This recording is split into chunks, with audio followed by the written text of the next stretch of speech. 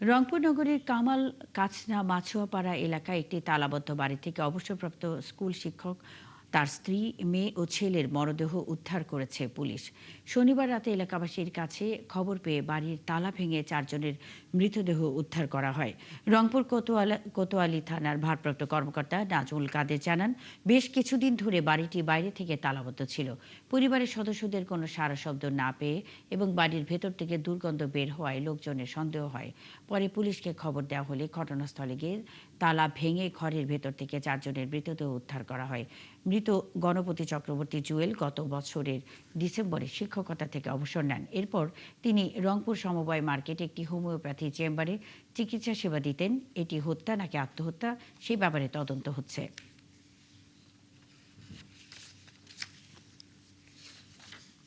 ছাদের উপরে একজন পুরুষ মানুষের ডেড বডি পেয়েছি, মানে ডিকম্পোজ হয়ে গেছে 3-4 দিন আগের লাশ হবে সম্ভবত।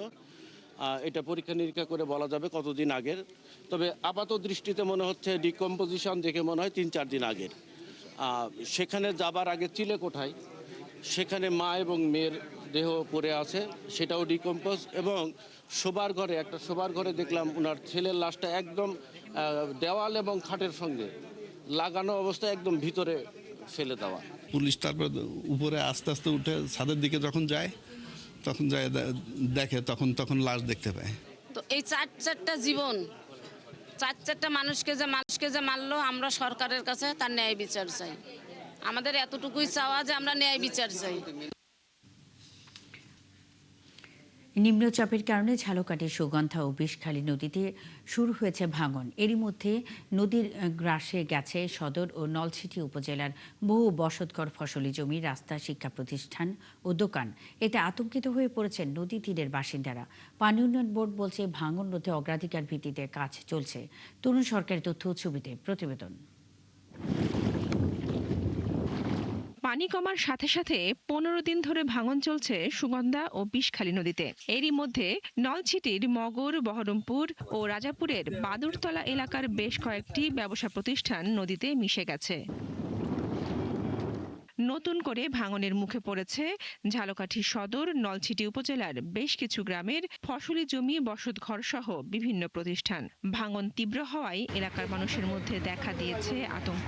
নদীর ভাঙনে আমাদের ঘর বাড়ি, জায়গা জমি যা আসলে, রাস্তাঘাট, আমাদের চলাফেরায় সব বিষয়ে সমস্যা দেখা দিচ্ছে। পড়ালেখা করবে কেমনে? এই নদী ভাঙে দেখেন কত দূর পর্যন্ত ঢুকে গেছে, আর অল্প একটু বাকি আছে, গেলেই মাদ্রাসাটা ভেঙে যাবে। এখনো যে বাড়ি আছে সে বাড়িও থাকার মতো না। আমরা যে ছেলে মেয়ে নিয়ে যে থাকবো এমন কোনো আমাকে পজিশন নাই। পানি উন্নয়ন বোর্ড কর্তৃপক্ষ জানিয়েছে, নিম্নচাপের কারণে নদীর পানি বেড়ে ভাঙন শুরু হয়েছে। এখন জিও ব্যাগ ফেলে পরিস্থিতি নিয়ন্ত্রণের চেষ্টা চলছে। এই প্রকল্পের আওতায় আমরা 15 কিলোমিটার নদীতে সংরক্ষণ কাজ বাস্তবায়ন করছি। এখানে আমরা ব্লক এবং জিও ব্যাগ দ্বারা কাজ বাস্তবায়ন করছি। এখানে 8টি স্থানে কাজ বাস্তবায়ন হলে এই 8টি স্থানে আমাদের যে ভাঙন কবলিত স্থানগুলো আছে এগুলো ভাঙন কবল থেকে রক্ষা পাবে। ভাঙনের হাত থেকে রক্ষা পেতে দ্রুত কার্যকর পদক্ষেপ নেওয়ার দাবি ক্ষতিগ্রস্ত এলাকার মানুষের। বনশ্রী হালদার, 71। হঠাৎ বৃষ্টি ও পাহাড়ের ঢলে প্লাবিত হয়েছে খাগড়াছড়ির নিচু এলাকায়। এতে বিপাকে পড়েছে হাজারো মানুষ। ঘরবাড়ি ছেড়ে আশ্রয় নিয়েছে নিরাপদ এলাকায়। ভেসে গেছে বহু গৃহপালিত পশু পাখি। ক্ষতি হয়েছে ফসলি জমির। ক্ষতিগ্রস্ত এলাকা পরিদর্শন করে জেলা প্রশাসক জানান, পর্যাপ্ত সহায়তার ব্যবস্থা করা হচ্ছে। রূপায়ণ তালুকদারের তথ্য ও ছবিতে প্রতিবেদন। শুক্রবার গভীর রাতে আকস্মিক 1-1.5 ঘন্টার বৃষ্টি, এর সঙ্গে সঙ্গেই পাহাড়ি ঢলে প্লাবিত হয় খাগড়াছড়ির নিচু এলাকা। শনিবার সকাল থেকে বিপাকে পড়েন দুর্গত এলাকার মানুষেরা। পানি বেড়ে যাওয়ায় অনেকেই ঘরবাড়ি ছেড়ে নিরাপদ এলাকায় আশ্রয় নেন। অনেক এলাকায় আকস্মিক প্লাবনে ভেসে যায় গরু, ছাগল ও হাঁস মুরগি। বৃষ্টি শুরু হয়েছে, প্রায় 2 ঘন্টার বৃষ্টিতে এই অবস্থা। এই জায়গায় এখন পানি হয়েছে, মানুষের দুঃখ কষ্টের ভিতরে আছে। হঠাৎ করে রাত্রে ঘুমাই, ঝড় বৃষ্টি হালকা পাতলা হয়, হঠাৎ করে ঘুমে রেখে আপনার এরকম বন্যা হয়ে গেছে। অষ্টআশি বন্যা যেরকম হয় এরকম হঠাৎ করে হয়ে গেছে। অনেক মানুষের মেশিন আপনার ঘর বাড়ি বেছে নিচ্ছে। মানুষের যাওয়ার কোনো রাস্তা নাই, কিছু নাই।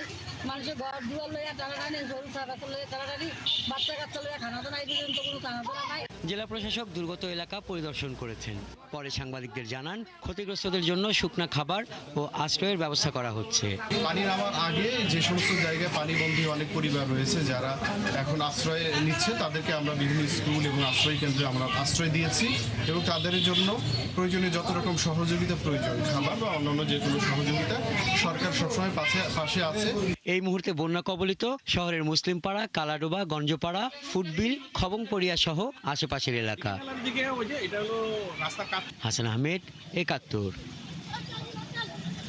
হঠাৎ বৃষ্টি ও পাহাড়ি ঢলের সর্বশেষ খবর জানাতে খাগড়াছড়ি থেকে আমাদের সাথে যুক্ত হচ্ছেন সহকর্মী রূপায়ণ তালুকদার। রূপায়ণ, আপনার জেলার বন্যার সর্বশেষ পরিস্থিতি কি জানাবেন? ভুক্তভোগীদের বিষয়ে জেলা প্রশাসন কি কোনো পদক্ষেপ নিয়েছে কিনা?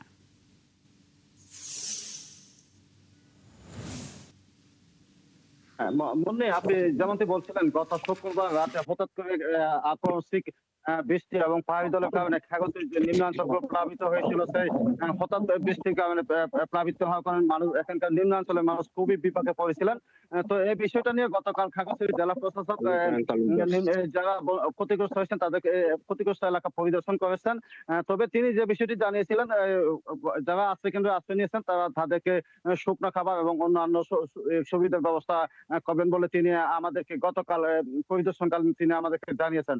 মুন্নি, তবে এই যে এখন খাগড়াছড়িতে পানিটা মোটামুটি কমে গেছে, তবে পানি আকস্মিক বন্যার ফলে খাগড়াছড়ি বিশেষ করে নিম্ন এলাকার মানুষ ডুবে গিয়েছিল হঠাৎ করে। তবে গতকাল থেকে পানি কমে গেছে, এখন আর কোনো পানি নেই। তবে মানুষজন গতকাল সন্ধ্যের দিকে বাড়ি ঘরে ফিরে গেছেন। মুন্নি, আমি এখানকার যারা ক্ষতিগ্রস্ত নিম্ন এলাকার মানুষ তাদের সাথে আমি কথা বলেছি। এই আকস্মিক বন্যার ফলে বা নিম্নাঞ্চল প্লাবিত হওয়ার ফলে এখানকার যে নিচু এলাকার যে সবজি ক্ষেতগুলো আছে, সেই সব সবজি ক্ষেতগুলো ফুল পড়ে কিছুটা ক্ষতিগ্রস্ত হয়েছে। তবে বন্যি, এই বিষয়টা নিয়ে আমি ঠিক কি পরিমাণ যে ফসলের অর্থাৎ ক্ষতি হয়েছে সেই বিষয়টা নিয়ে আমি কৃষি বিভাগের সাথে কথা বলতে চেয়েছিলাম, কিন্তু কৃষি বিভাগের হঠাৎ করে তারা কি পরিমাণ নিম্ন এলাকার ফসলের জমি বা যে সবজি ক্ষেত ক্ষতি হয়েছে তারা আমাকে জানাতে পারেননি। মুন্নি, এই ছিল সর্বশেষ খাগড়াছড়ি। রূপায়ণ তালুকদার, অসংখ্য ধন্যবাদ। খবর রাখতে থাকুন। হঠাৎ বৃষ্টি ও পাহাড়ি ঢলের সর্বশেষ খবর জানাতে খাগড়াছড়ি থেকে রূপায়ণ তালুকদার যুক্ত ছিলেন। চট্টগ্রামে গ্যাসের চাপ কিছুটা বাড়লেও এখনও চাহিদা অনুযায়ী গ্যাস পাওয়া যাচ্ছে না। সংকটের মূল প্রভাব পড়েছে দেশের সব শিল্প কারখানায়। Chattogram chamber of commerce and ইন্ডাস্ট্রির একজন সাবেক পরিচালক জানান, রবিবার এলএনজি কার্গোবাহী একটি জাহাজ দেশে আসলে পরিস্থিতির উন্নতি হবে। সহকর্মীদের তথ্য ছবিতে প্রতিবেদন। চট্টগ্রামে গ্যাসের চাপ কম থাকায় পূর্ণ সক্ষমতায় উৎপাদন চালানো যাচ্ছে না রড ও স্টিল রি-রোলিং এর মতো ভারী শিল্প কারখানাগুলোতে। উৎপাদন ব্যাহত হচ্ছে তৈরি পোশাক শিল্প খাতেও। কর্ণফুলী গ্যাস ডিস্ট্রিবিউশন কোম্পানি লিমিটেডের কর্মকর্তারা জানান, চট্টগ্রামে প্রতিদিন গ্যাসের চাহিদা ৩২০ থেকে ৩৬০ মিলিয়ন ঘনফুট। বিপরীতে মহেশখালী ভাসমান টার্মিনাল থেকে এখন গ্যাস মিলছে ১৭৫ থেকে ২২০ মিলিয়ন ঘনফুট। ৩-৪ ঘন্টা সিএলডি ১-১৫০ টাকা গ্যাস পাই, এগুলা দিয়ে কি আমরা চালানো সম্ভব? গ্যাস দিয়ে চলে না, এই গ্যাস দিয়ে চলে না, আমরা অনেক কষ্ট করি। আমি মাননীয় প্রধানমন্ত্রীকে অনুরোধ করবো যে অতি শীঘ্রই যেমন এই লাইনটা যেমন চালু করে গ্যাসের যে ভোগান্তিটা আমরা পাচ্ছি, ভোগান্তি যেমন না হয়। Chattogram chamber of commerce and ইন্ডাস্ট্রির সাবেক পরিচালক জানান, রবিবার একটি এলএনজি কার্গোবাহী জাহাজ দেশে আসার কথা রয়েছে। সেটি এলে গ্যাস পরিস্থিতির উন্নতি হবে। সবচেয়ে এই বিদ্যুৎ এবং গ্যাসের শর্টেজের জন্য বেশি সাফার করতেছে আমাদের ইন্ডাস্ট্রিগুলি, তার মধ্যে ভারী ইন্ডাস্ট্রি এবং আমাদের এক্সপোর্ট ওরিয়েন্টেড যে ফ্যাক্টরিগুলি আছে। তো সুতরাং অতি সত্বর যদি এই সমস্যার সমাধান না হয়, তাহলে হয়তো আমাদের ইন্ডাস্ট্রিগুলো যেই ক্ষতির সম্মুখীন হবে সেটা পূরণ করা প্রায় অসম্ভব হয়ে যাবে। আশুলিয়ায় গ্যাসের চাপ কমে যাওয়ায় বাসাবাড়ি, শিল্প কারখানা, সিএনজি ফিলিং স্টেশন সহ বিভিন্ন খাতে দেখা দিয়েছে ভোগান্তি। অনেক শিল্প কারখানায় উৎপাদন সময়সূচি পরিবর্তন করা হয়েছে, আবার কোথাও বিকল্প জ্বালানি ব্যবহার করে চালু করা হয়েছে উৎপাদন। এদিকে তীব্র গ্যাস সংকটে নারায়ণগঞ্জের শিল্প কারখানার উৎপাদন কমছে। ধীর হয়ে পড়েছে নগরী পরিবহন ব্যবস্থা। সংশ্লিষ্টরা বলছেন, পর্যাপ্ত গ্যাস না পাওয়ায় বহু কারখানায় উৎপাদন বন্ধ রাখতে হচ্ছে। সময় মতো পণ্য সরবরাহ নিয়ে তৈরি হচ্ছে অনিশ্চয়তা। কালকে রাত্র সিরিয়াল দিছি, পাই নাই। আজকে সকালবেলা 7টার থেকে সেই যে পর্যন্ত বসে রয়েছি, গ্যাস পাচ্ছি না, ঠিকভাবে আমরা গ্যাস পাচ্ছি না, এবং কি বাসা বাড়িতেও গ্যাস নেই, লাইনে গ্যাস নেই। আজ 3 দিন ধরে একটু তাও সকালবেলা একটু থাকে আর সারাদিনে থাকে না। নারায়ণগঞ্জের রূপগঞ্জেও গ্যাস সংকটে সব ফিলিং স্টেশন বন্ধ করে দেওয়া হয়েছে। এতে চরম ভোগান্তিতে পড়েছেন সিএনজি চালিত বিভিন্ন যানবাহন চালক ও যাত্রীরা। শাকিরা সিথি, ৭১।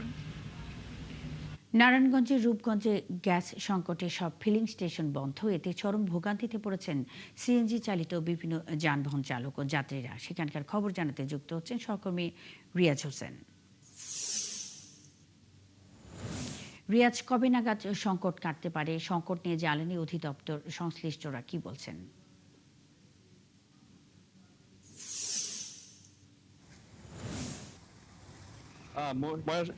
মহেশখালী এলজি টার্মিনালের গ্যাসের যে শুরুতেই আপনি বলে রাখি যে এর আগে কিন্তু টার্মিনাল আগুন লাগার কারণে কিন্তু সারা দেশে কিন্তু গ্যাসের একটা বিশাল সংকট দেখা গেছে। এরপর কিন্তু রূপগঞ্জে ব্যাপক আকারে পড়েছিল। তখন আমরা দেখতে পেয়েছিলাম যে অনেক শিল্প কারখানা কিন্তু তারা বন্ধ করে দিয়েছিল শিল্প মালিকরা, এবং যারা যানবাহন চালক তারাও কিন্তু একটা ভোগান্তিতে পড়েছে। তারা কিন্তু অনেকে যানবাহন চলাচল বন্ধ করে দিচ্ছে এবং তারা কিন্তু অনেকটা সমস্যাগ্রস্ত হয়েছিল, এবং বেশিরভাগ ফিলিং স্টেশনগুলো কিন্তু আমরা ফাঁকা দেখেছি। এরপরে কিন্তু বেশ কয়েকদিন গ্যাস সরবরাহ স্বাভাবিক থাকার পরে গত 1 সপ্তাহ ধরে কিন্তু ফের সেই সংকটটা তৈরি হয়েছে। আমরা যেটা জানতে পারছি যে মহেশখালী এলজি টার্মিনালে গ্যাসের যে জাহাজ আসা সেই জাহাজ না থাকার কারণে কিন্তু গ্যাসের সংকটটা অনেকটাই বেশি বলে তারা আমরা জানতে পেরেছি। তবে আজকে সকালে এসে দেখলাম যে রূপগঞ্জে 5টি সিএনজি ফিলিং স্টেশনের মধ্যে শুধুমাত্র একটি ফিলিং স্টেশন বিসমিল্লাহ ফিলিং এন্ড সিএনজি ফিলিং স্টেশনে কিছু গাড়ির চাপ রয়েছে। যাত্রীবাহী মাল পণ্যবাহী সহ বিভিন্ন যানবাহন কিন্তু আমরা দেখতে পাচ্ছি এখানে কিন্তু গ্যাসের জন্য দীর্ঘ সারি বর্তমানে দাঁড়িয়ে আছে। তারা আমাদেরকে জানিয়েছে তারা খুব ভোরে এখানে এসেছে গ্যাসের জন্য। তবে গ্যাসের যে প্রেসার থার্গতা 15 PSI, যে আজকে কিন্তু গ্যাসের প্রেসার সবেমাত্র 2 PSI রয়েছে। সে কারণে কিন্তু গ্যাস যে পরিমাণে এই যানবাহন নেওয়ার কথা সেই পরিমাণ তারা নিতে পারছে না।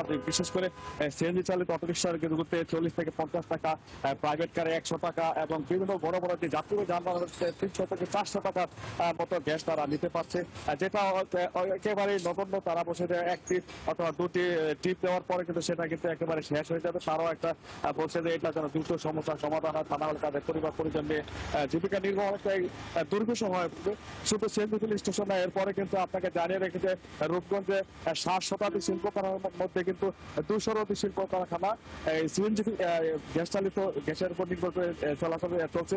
তাদের উৎপাদন হয়ে থাকে, কিন্তু গ্যাস সংকটের কারণে কিন্তু বেশিরভাগ শিল্প কারখানা গত সপ্তাহ ধরে তাদের সরবরাহ অনেকটাই গ্যাস উৎপাদন অনেকটাই কমে গেছে। তারা বলেছে যে এইভাবে ছোট থাকলে তারা দ্বিতীয় দফা তারা বিভিন্ন শিল্প কারখানা বন্ধ করে দিবে বলে তারা আমাদেরকে জানিয়েছে। তারা সরকারের দৃষ্টি আকর্ষণ করছে যে বাংলাদেশ উৎপাদনমুখী একটি দেশ, বিশেষ করে রূপগঞ্জ শিল্পাঞ্চল দেশ, এখান থেকে বিভিন্ন পণ্য সামগ্রী বিদেশে রপ্তানি করা হয়। এবং যদি চলতে থাকে তাহলে কিন্তু গ্যাস শিল্প কারখানার পাশাপাশি কয়েক হাজার শ্রমিক একেবারেই তারা কিন্তু বেকার হয়ে পড়বে। মুন্নি, এই ছিল আমার কাছে সর্বশেষ। রিয়াজ হোসেন, অসংখ্য ধন্যবাদ যুক্ত হয়ে তথ্য জানাবার জন্য। দর্শক, নারায়ণগঞ্জের রূপগঞ্জে গ্যাস সংকটে সব ফিলিং স্টেশনই বন্ধ হয়ে গেছে। এই গ্যাস সংকটের খবরাখবর নিয়ে রিয়াজ হোসেন আমাদের সঙ্গে যুক্ত ছিলেন। যশোরে হাসপাতালের স্টোর থেকে ফার্মেসিতে নেওয়ার পথে 5000 পিস কেফুক্লেভ ট্যাবলেট গায়েব হয়ে যাওয়ার অভিযোগ উঠেছে। বিষয়টি জানাজানি হলে ওষুধের হিসাবে গরমিলের কথা স্বীকার করেছে যশোর 250 শয্যা জেনারেল হাসপাতাল কর্তৃপক্ষ। এর মধ্যে ঘটনা তদন্তে 3 সদস্যের কমিটি গঠন করা হয়েছে। SM ফরাদের তথ্য ছবিতে প্রতিবেদন। যশোর সহ আশপাশের জেলা লাখো মানুষের চিকিৎসার প্রধান ভরসাস্থল 250 শয্যার জেনারেল হাসপাতাল। হাসপাতালের বহির্বিভাগে প্রতিদিন সেবা নেয় প্রায় 2000-এর বেশি রোগী। হাসপাতালে বছরে ওষুধ লাগে 65 কোটি টাকার, কিন্তু এর চাহিদার বিপরীতে বরাদ্দ আসে মাত্র 8 কোটি টাকার। ওষুধের এমন অভাবের মধ্যে সম্প্রতি কর্তৃপক্ষ জেনেছে কেফুক্লেভ নামের 5000-এর বেশি জীবন রক্ষাকারী ওষুধ নেই। বিষয়টি জানাজানি হওয়ার পর ক্ষোভ জানান রোগী ও তাদের স্বজনরা। রোগীর স্বজনরা জানান এখন বাধ্য হয়েই বাইরে থেকে এই ওষুধ কিনতে হচ্ছে। সাধারণত বেশিরভাগ সময় দেখা যায় একটু ওই গ্যাসের বড়ি দেয়, না একটু প্যারাসিটামল দেয়, এরকমভাবে দেয়। তাছাড়া কোনো দামি ওষুধ আমি আজ পর্যন্ত কোনোদিন হসপিটালে এসে পাইনি। প্রাথমিকভাবে হাসপাতাল কর্তৃপক্ষ জানায় যে আমরা এগুলো খতিয়ে দেখছি, তদন্ত করছি, ব্যবস্থা নেওয়া হবে। পরবর্তীতে কি ব্যবস্থা নেওয়া হয় এই বিষয়গুলো আর আলোর মুখ দেখে না। এবং সাধারণত আমরা গরিব মানুষ যারা শহরে আসি এই হাসপাতালে চিকিৎসা দিই, তাদের ওষুধ সাধারণত বাইরে থেকে কিনা লাগে।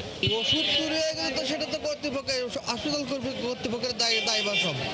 সাধারণ মানুষের আসছে যে ওষুধ যদি না পায় তাকে বাইরে কিনে খেতে বেয়ে আছে মধ্যদিন কথা। কারণ এইগুলো সরকার যদি না দেখে তাই তবে না। অভিযোগের বিষয়ে ফার্মেসি ইনচার্জ জানান, বিতরণের কোনো ভুল বা অনিয়ম হয়েছে কিনা তা রেজিস্ট্রারের তথ্য মিলিয়ে যাচাই করা হচ্ছে। তদন্ত কমিটি গঠন করতেছে, তদন্ত কমিটির মাধ্যমে যেটা হয়, ওখানে তো আমি একা কাজ করি না, বিভিন্ন জনের বিভিন্ন লোক আছে, তাদের মাধ্যমে হয়তো মিসইউজ হতে পারে। এটার জন্য সারা তদন্ত কমিটি গঠন করেছে, তদন্ত কমিটিতে এটা বের হয়ে আসবে। হাসপাতালের ভারপ্রাপ্ত তত্ত্বাবধায়ক জানান, তদন্তে অভিযোগের সত্যতা মিললে দায়ীদের বিরুদ্ধে ব্যবস্থা নেওয়া হবে। অনেক সময় যেটা হয়ে থাকে যে ওরা ডিসপেন্স করে কিন্তু অনেক সময় স্টক লেজারে উঠায় না, কিন্তু সেই ক্ষেত্রে চিটগুলো মিলে যায়, ছোট ছোট যে স্লিপটা দেয় সেটা মিলাতে হয়, সেটা মিলায় একটা সিদ্ধান্ত উপনীত হতে পারবে। সেজন্য তাদের সপ্তাহখানেক সময় দেওয়া হয়েছে। এই 7 দিনের মধ্যে এই আনুষঙ্গিক যে কাগজপত্র আছে সেইগুলো একটু পর্যালোচনা করে দেখবে যে ওই ওষুধটা কি হয়েছে। যদি দোষী কেউ থাকে তাহলে সেই অনুযায়ী তাদের বিরুদ্ধে ব্যবস্থা নেওয়া হবে। আগামী 7 দিনের মধ্যে তদন্ত কমিটি তদন্ত প্রতিবেদন জমা দেবে বলে জানিয়েছে হাসপাতাল কর্তৃপক্ষ। শাকিলা সিথি, 71। বাংলাদেশে বিনিয়োগ বাড়াতে মার্কিন ও ভারতীয় ব্যবসায়ীদের প্রস্তাব গুরুত্বের সঙ্গে বিবেচনা করা হচ্ছে বলে জানিয়েছেন শিল্প ও বাণিজ্য মন্ত্রী খন্দকার আব্দুল মুক্তাদির। শনিবার সিলেট মেট্রোপলিটন পুলিশ কমিশনারের কার্যালয়ে কর্মকর্তা কর্মচারীদের সঙ্গে বৈঠক শেষে সাংবাদিকদের কথা বলেন তিনি। বাণিজ্যমন্ত্রী বলেন, যুক্তরাষ্ট্রের আরোপ করা সাধারণ শুল্কের বাইরে বাংলাদেশের পণ্যের উপর অতিরিক্ত 10% ট্যারিফ কার্যকর রয়েছে, যা সর্বনিম্ন হারগুলোর একটি। এছাড়া ভারতীয় ব্যবসায়ীরা বাংলাদেশে বিনিয়োগে আগ্রহ প্রকাশ করেছে বলে জানান মন্ত্রী। ব্যবসায়ীরা বাংলাদেশ ভারত স্থলবন্দরগুলো পুরোপুরি কার্যকর করার উপর গুরুত্ব দিয়েছেন বলে জানান তিনি।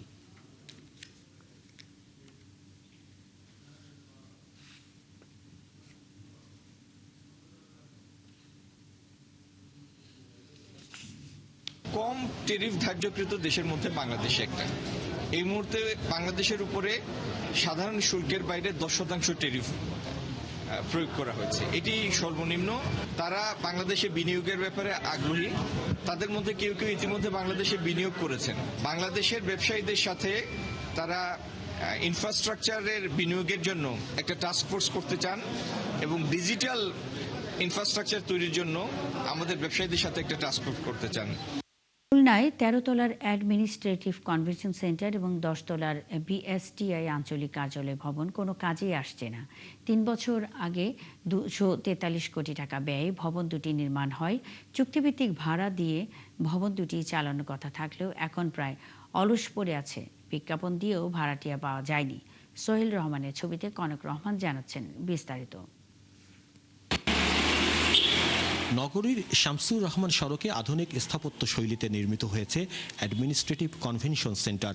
13 তলা ভবনে 66টি কক্ষ, 120 আসনের মাল্টিপারপাস গ্যালারি, 4500 বর্গফুটের রেস্তোরাঁ, সুইমিং পুল, প্রদর্শনী কেন্দ্র, লাইব্রেরি, 450 আসনের মিলনায়তন, 200 আসনের সম্মেলন ও 9টি সেমিনার কক্ষ রয়েছে। গাড়ি পার্কিংয়ের ব্যবস্থাও।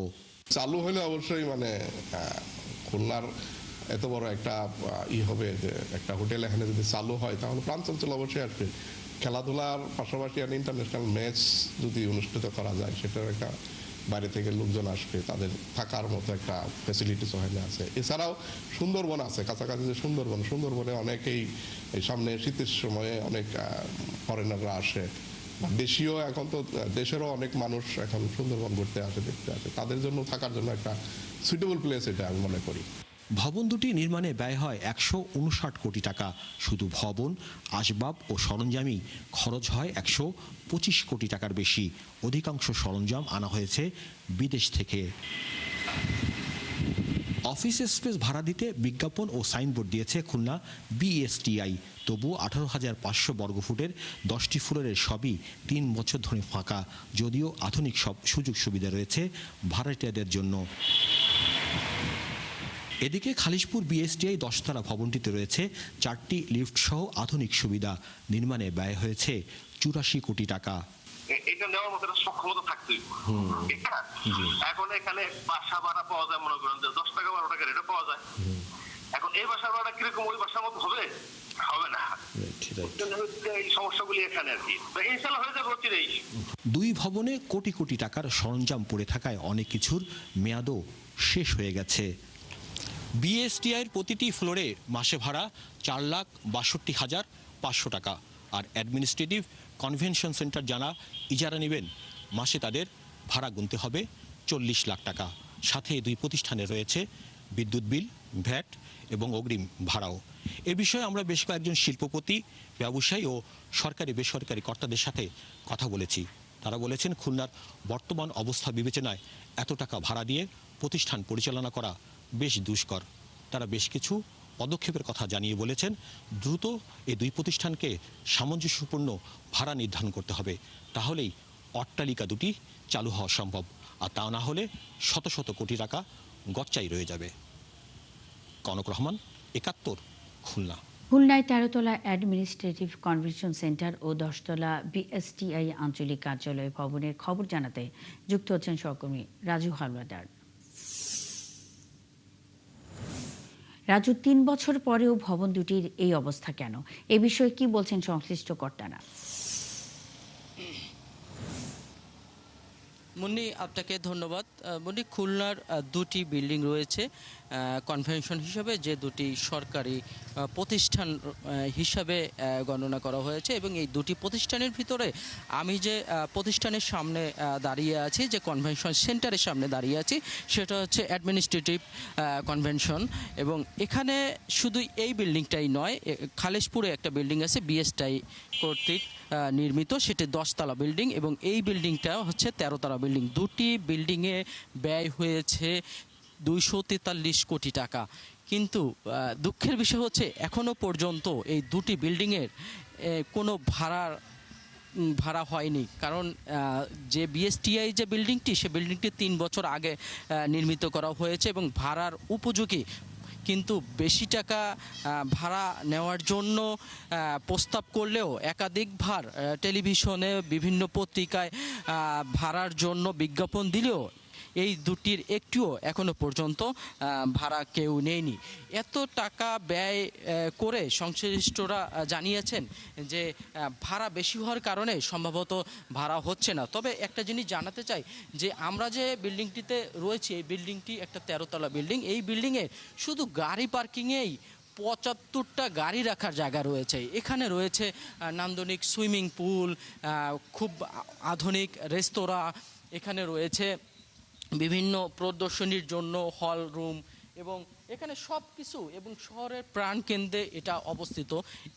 সেখানে এখনো পর্যন্ত ভাড়ার কোনো সিদ্ধান্ত এখনো হয়নি। এবং খালিশপুরে যে বিএসটিআই কর্তৃক যে 10তলা ভবনটি নির্মাণ হয়েছে, সেটি 84 কোটি টাকা ব্যয় করা হয়েছে। কিন্তু 3 বছর অতিবাহিত হলেও এখনো পর্যন্ত এখানে কোনো ভাড়া এখনো পর্যন্ত কেউ নেয়নি। কারণ মানুষ জানিয়েছে, সংশ্লিষ্টরা জানিয়েছে, এত টাকা ব্যয় করে প্রায় 40 লাখ টাকা মাসে কে নিবে ভাড়া? সাধারণ মানুষও জানিয়েছে যে এত টাকা ব্যয়ে কিভাবে তারা এটি নির্মাণ করা হয়েছে, যে কারণেই কোনো রকমের ভাড়া এখনো পর্যন্ত হয়নি। 2টি প্রতিষ্ঠানই এভাবে পড়ে রয়েছে। তাই এত লক্ষ টাকা ভাড়া মাসে কিভাবে সম্ভব? কর্তৃপক্ষ আমাদেরকে এটাই জানিয়েছে। তো মুনি, এই ছিল খুলনার সর্বশেষ এই 2টি কনভেনশনের শেষ তথ্য আমার কাছে। রাজু হালদার, অসংখ্য ধন্যবাদ। যুক্ত বেশ কিছু তথ্যের জন্য সঙ্গেই থাকবেন। দর্শক, খুলনা থেকে রাজু হালদার যুক্ত ছিলেন। চলার অযোগ্য হয়ে গেছে জামালপুরের সরিষাবাড়ি এলাকার রৌহা চুনিয়া পটল এলাকার সাঁকোটি। ঝুঁকিপূর্ণ অবস্থায় সেই সাঁকো দিয়েই পারাপার চলছে 10 গ্রামের প্রায় 30,000 মানুষের। তারা জানান, এখানে প্রতিনিয়ত দুর্ঘটনা হচ্ছে। সরিষাবাড়ি থেকে মমিনুল ইসলাম কিসমতের তথ্য ছবিতে প্রতিবেদন। জামালপুরের সরিষাবাড়ি উপজেলার চুনিয়াপটল এলাকার এই নরবরে কাঠের সাঁকো দিয়েই ঝিনাই নদী পার হয় চুনিয়াপটল, রৌহা, নান্দিনা, সিঙ্গুয়া, লোটাবর, হাটবাড়ি, সিধুলি সহ 10 গ্রামের মানুষ। এই কাঠের সাঁকো পার হতে গিয়ে বেশি বিপদে পড়েন বৃদ্ধ, শিশু ও মুমূর্ষু রোগী। এ দিয়ে প্রতিদিন স্কুলে যায় শিশুরা। বর্ষা মৌসুমে সাঁকোটি ডুবে যায়, নৌকায় হয় তখন একমাত্র সম্বল। কত সরকার আইলো, কত সরকার গেল, কিন্তু ব্রিজটা আনা হইলো না। এই ব্রিজটা যদি ভেঙে যায় তাহলে আমাদের স্কুলে যাওয়া বন্ধ হয়ে যাবে, আমাদের পড়াশোনা বন্ধ হয়ে যাবে। প্রতিনিয়ত যা আশা করি আমাদের আসতে অনেক কষ্ট হয়, ব্রিজটা ঠিক করলে অনেক ভালো হতো। ব্রিজের সমস্যার জন্য এই বাজারে ঠিক মতো নিতে পারতাছি না, ঠিক মতো ন্যায্য দামে বেচতে পারতাছি না। সবাই খালি করে দিমু যদি কেউই আঙ্গুরে এই ব্রিজ কেউ করে দিতে। অসুস্থ হইলে নিতে পারি না, নৌকা আসছিল আগে, তাও সমস্যা হয়েছে, ব্রিজ ভেঙে গেছে, আমরা তো যাইতে পারি না। প্রায় ভেঙে যায়, এটা মেরামত করতে হয়, মেরামত করার পর 1-2 দিন টিকে না, ভেঙে যায়। উপজেলা প্রকৌশলী জানান, ব্রিজ নির্মাণের একটি প্রস্তাব তৈরি করে ঊর্ধ্বতন কর্তৃপক্ষের কাছে পাঠানো হয়েছে। বরাদ্দ পেলে দ্রুত কাজ শুরু হবে। যমুনা শাখা নদীর পর আমাদের এখানে একটি গ্যাপ রয়েছে, এখানে আমাদের একটি ব্রিজ নির্মাণ অত্যন্ত প্রয়োজন। তো ইতিমধ্যে ব্রিজের বিষয়ে আমরা প্রস্তাবনা প্রেরণ করেছি, বরাদ্দ পেলে দ্রুত টেন্ডারের মাধ্যমে কাজটি বাস্তবায়ন করা হবে। 3 বছর আগে গ্রামবাসী নিজেদের উদ্যোগে প্রায় 200 মিটার দীর্ঘ এই কাঠের সাঁকো তৈরি করেন। হাসান আহমেদ, 71।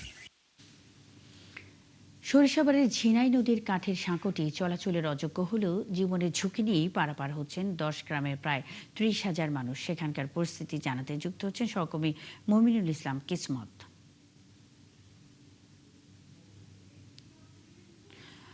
মমিনুল, যে কাঠের সাঁকো দিয়ে প্রায় 30,000 মানুষ চলাচল করে, সেই নদীর উপর এত বছরও কেন সেতু তৈরি হয়নি, এই নিয়ে আপনার কাছে কি তথ্য আছে?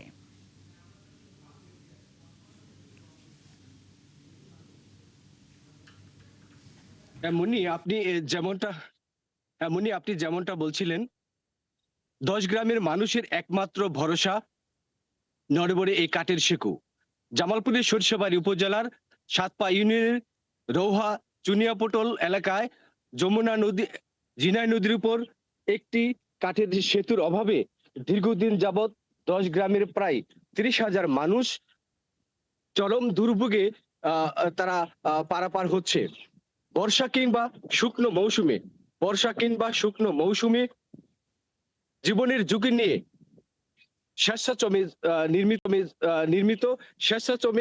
নির্মিত একটি নড়বড়ে সাঁকো দিয়ে তারা পারাপার হচ্ছে। জড়ার জন্য এই সাঁকুর কারণে অ্যাম্বুলেন্স কিংবা জরুরি কাজে ব্যবহৃত কোনো যানবাহন গ্রামে পৌঁছতে পারে না, যার কারণে রোগীদের রাস্তায় তাদের জীবন সংকটাপন্ন হয়ে যায়। এখানকার স্থানীয় কৃষকরা তাদের উৎপাদিত ফসল তারা সহজেই হাট বাজারে নিতে পারে না, যার কারণে এখানকার কৃষকরা তারা কিন্তু ন্যায্য মূল্যে তাদের যে এই উৎপাদিত ফসলের মূল্য তারা কিন্তু পাচ্ছে না।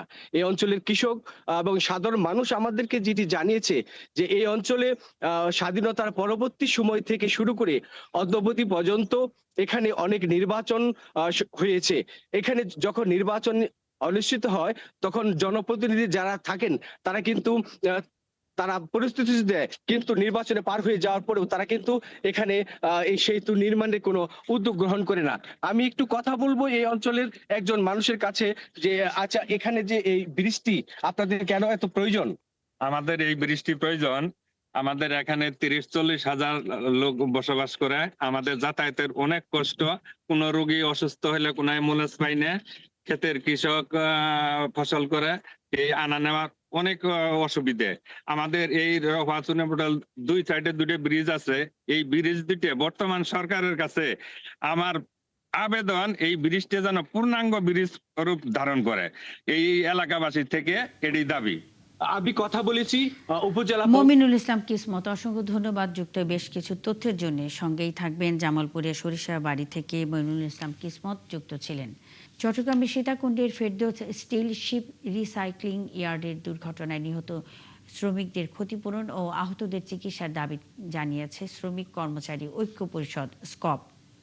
শনিবার চট্টগ্রাম প্রেস ক্লাবের সংবাদ সম্মেলনে এই দাবি জানানো হয়। স্কপ নেতারা জানান, ইয়ার্ডের নিরাপদ কর্মপরিবেশ নিশ্চিত করা মালিকপক্ষের দায়িত্ব। দুর্ঘটনার দায়ভার মালিকপক্ষ এড়াতে পারে না। পরে ফেরদৌস ইয়ার্ডের মালিকপক্ষকে জবাবদিহির আওতায় নেয়ার দাবি জানানো হয়। সম্প্রতি সীতাকুণ্ডে জাহাজ কাটার সময় বিষাক্ত গ্যাসে আক্রান্ত হয়ে 9 শ্রমিকের মৃত্যু হয়, আহত হন বেশ কয়েকজন। শ্রমিকের বয়স বিবেচনায় নিয়ে উপযুক্ত ও ন্যায্য অর্থ ক্ষতিপূরণ প্রদান করতে হবে। আহত শ্রমিকদের সম্পূর্ণ চিকিৎসার ব্যয় মালিক পক্ষকে বহন করতে হবে। শারীরিক ও মানসিক ক্ষতি নিরসন, কর্মক্ষমতা হ্রাস, বয়স বিবেচনায় নিয়ে উপযুক্ত ও ন্যায্য অর্থ ক্ষতিপূরণ প্রদান করতে হবে। হাইকোর্টের একটা নির্দেশ আছে, রাত্রেও ইয়ার চালাতে পারবে না, শুক্রবারও ইয়ার চালাতে পারবে না। এই ক্ষেত্রে তারা শুক্রবার কাজ চালাইছে এবং তাও 8:30টায় এই দুর্ঘটনা ঘটছে।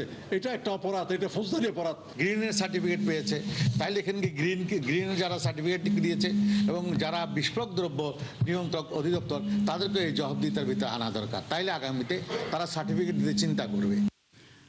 পাথর নির্মাণের উপকরণ হলেও চাঁপাইনবাবগঞ্জের সোনা মসজিদ স্থলবন্দরের নারীদের কাছে বেঁচে থাকার অবলম্বন। সকাল থেকে সন্ধ্যা রোদ বৃষ্টি উপেক্ষা করে পাথর কুড়িয়ে সামান্য আয়েই চলে তাদের সংসার। জীবনের ঝুঁকি নিয়েও থেমে নেই তাদের সংগ্রাম। একে শ্রোকনের তথ্য ও ছবিতে প্রতিবেদন। সোনা মসজিদ স্থলবন্দর এলাকায় প্রতিদিন পাথর কুড়ান আলকেশা বেগম। অসুস্থ স্বামী, 12 সদস্যের সংসার, সব মিলিয়ে বড় দায়িত্ব তার কাঁধে। ভারতীয় পাথর বোঝাই ট্রাকের নিচে ও 2 ট্রাকের মাঝেও ঝুঁকি নিয়ে পাথর কুড়ান। 12 জন লোক আছি, তার মধ্যে ওষুধ পানি খাওয়াইতে হয়েছে, টাকা লাগা রুগী দেখাইতে পারি না। এটাই সমস্যা আমাদের বেশি। খাইতে পাই না, কোন দিন রুটি খাচ্ছি, কোন দিন গহমের ঘাটে খাচ্ছি, কোন দিন ভাত খাচ্ছি, কোন দিন জুটে না নুন দেওয়া ভাত খাচ্ছি, কোন দিন জুটে না। এইরকম করে সংসারটা চালাচ্ছি আমরা। 65 বছরের ফুনিয়ারা বেগমও বয়সের ভারে থামেননি। প্রায় 90 বছরের অসুস্থ স্বামীর ঔষধের খরচ জোগাতে এখনো পাথর কুড়ান। সারাদিন খাইতে 3 ডালি পাথর হয়, কবে 2 ডালি হইল, কবে পাইনু না, অতি থেকে সংসার চালাই। 5 জনের খাওয়া জুটে না, তা জুটাইতে হয়েছে, খাইয়া না খেয়ে থাকছি। কেউ কি দিবে, কেউ দিবে। আর স্বামী মারা যাওয়ার পর 500 মাত্র 3,500 টাকা। শোনো, আমরা এটা করে খাচ্ছি পেটের দায়িত্বে, লজ্জা করলে তো হবে না। আমরা নিজে কর্ম করি, নিজে খাই। ধরো বাড়িতে 4টে মেয়ে আছে, স্বামী তো মরে গেছে, কে দেবে কো? আমরা গরিব মানুষ, ধরো পাথর কুড়িয়ে খাচ্ছি, কত মান সম্মান লজ্জা শরম খেয়ে আমরা এই কাজটা করে খাচ্ছি পেটের দায়িত্বে। বন্দরের আশেপাশে হাজার হাজার টন পাথর খোলা মাঠে পড়ে থাকলেও সেগুলোর দিকে নজর নেই তাদের। কখনো চুরি করে না তারা। পাথর কুড়িয়ে আয় সামান্য হলেও ভিক্ষাও করতে চান না তারা। আল ইমরান, 71। নিষেধাজ্ঞা অমান্য করে সুনামগঞ্জের টাঙ্গুয়ার হাওরে চলছে শত শত হাউসবোট ও ইঞ্জিন চালিত নৌকা। এতে হুমকির মুখে পড়েছে হাওরের পরিবেশ ও জীববৈচিত্র্য। টাঙ্গুয়ার হাওরের জীববৈচিত্র্য রক্ষায় প্রশাসনের জোরালো পদক্ষেপের দাবি এলাকার লোকজনের। শহীদ নূর আহমেদের তথ্য ও ছবিতে প্রতিবেদন। চলতি মাসের শুরুতে হাওরের পরিবেশ, জীববৈচিত্র্য, পর্যটকদের নিরাপত্তা নিশ্চিতে প্রশাসন ইঞ্জিন চালিত নৌকা এবং হাউসবোট চলাচল নিষিদ্ধ করলেও তা মানছে না কেউ। এতে শব্দ দূষণের পাশাপাশি নষ্ট হচ্ছে হিজল ও করচ গাছ। হুমকির মুখে হাওরের জলজ উদ্ভিদ, প্রাণ প্রকৃতি ও জীববৈচিত্র্য। হাওরের সৌন্দর্য ও জীববৈচিত্র্য রক্ষায় পরিকল্পিত পর্যটন ব্যবস্থার তাগিদ পর্যটকদের। এটাকে যদি আরো পর্যটন ফ্রেন্ডলি করা যায় তাহলে আরো বেশি আমাদের উপভোগ্য মনে হবে। আরো কিছু আমাদের যে অবকাঠামো সহ আমাদের পয় নিষ্কাশনের কিছু ব্যবস্থা এবং আরো বেশি ক্লিন থাকলে আমাদের আরো বেশি ভালো লাগতো। পলিথিন, খাবারের যে প্যাকেট, তারপরে আরো যে বর্জ্যগুলা, ওই বর্জ্যগুলা আপনার ওই হাওরের মধ্যে আবার চালানো হইতেছে। তো এখান থেকে হাওরের পানিটা খুবই দূষিত। পরিবেশের যে অবস্থা তাতে ভবিষ্যতে আর আসার মতো পরিবেশ থাকবে না মনে হচ্ছে। প্রশাসনের দায়িত্ব সহকারে এই জিনিসটার একটু কন্ট্রোল করা উচিত। নির্দিষ্ট এলাকায় নৌযান না রেখে অবাধে চলাচলে টাঙ্গুয়ার হাওরের জীববৈচিত্র্য হুমকির মুখে পড়বে বলে মনে করছেন হাওর বাঁচাও আন্দোলনের নেতারা। এইভাবে যদি চলতে থাকে এবং প্রশাসন যদি কঠোর নজরদারি না নেয় তাহলে টাঙ্গুয়ার হাওরের জীববৈচিত্র্য নষ্ট হয়ে যাবে এবং এখানে টাঙ্গুয়ার হাওর বলতে হয়তো ভবিষ্যতে আর কিছুই থাকবে না। জেলা প্রশাসন ও পরিবেশ অধিদপ্তরের চেষ্টায় টাঙ্গুয়ার হাওর রক্ষা কার্যক্রম চলছে। নির্দেশনা লঙ্ঘন করলে ব্যবস্থা নেওয়ার কথা জানিয়েছে প্রশাসন। সেখানকার পরিবেশ প্রতিবেশ যে বৈচিত্র্য টিকিয়ে রাখার জন্য যে নির্দেশনা জারি করা আছে based on ECA committee and পরিবেশ সংরক্ষণ কমিটি। পাশাপাশি হচ্ছে আমি বলবো আমাদের যে বিজ্ঞ জেলা জজ মহোদয়, আমাদের পুলিশ সুপার মহোদয় সহ আমাদের পরিবেশ অধিদপ্তর, তাদের সকলের সমন্বিত প্রচেষ্টায় আমরা এই টাঙ্গুয়ার হাওর রক্ষা কার্যক্রম অব্যাহত রেখেছি। প্রায় 126 বর্গ কিলোমিটার এলাকা জুড়ে দেশের বৃহত্তম মিঠা পানির জলাভূমি টাঙ্গুয়ার হাওর 1999 সালে প্রতিবেশগত সংকটাপন্ন এলাকা হিসেবে ঘোষণা করে সরকার। আল ইমরান, 71। নেত্রকোণে শিক্ষাবিদ, চিন্তক ও প্রাবন্ধিক বাংলা একাডেমি ও স্বাধীনতা পুরস্কারপ্রাপ্ত অধ্যাপক স্মরণ অনুষ্ঠান হয়েছে। শনিবার শহরের সাতপাই এলাকার বানপ্রস্থে অধ্যাপক যতীন সরকারের স্মৃতির প্রতি শ্রদ্ধা জানিয়ে আয়োজিত অনুষ্ঠানের শুরুতে অধ্যাপক যতীন সরকারের প্রতিকৃতিতে পুষ্পস্তবক অর্পণ করা হয়। পরে রবীন্দ্রসঙ্গীত পরিবেশন এবং 1 মিনিট নীরবতা পালনের মধ্য দিয়ে শুরু হওয়া আলোচনা সভায় বক্তারা বলেন, যতীন সরকার ছিলেন অসাম্প্রদায়িক, প্রগতিশীল ও মানবিক সমাজ গঠনের অন্যতম আলোকবর্তিকা। তার লেখনী, চিন্তা ও দর্শন নতুন প্রজন্মকে দীর্ঘদিন পথ দেখাবে। আলোচনায় তার জীবন, কর্ম ও দর্শনের বিভিন্ন দিক তুলে ধরা হয়।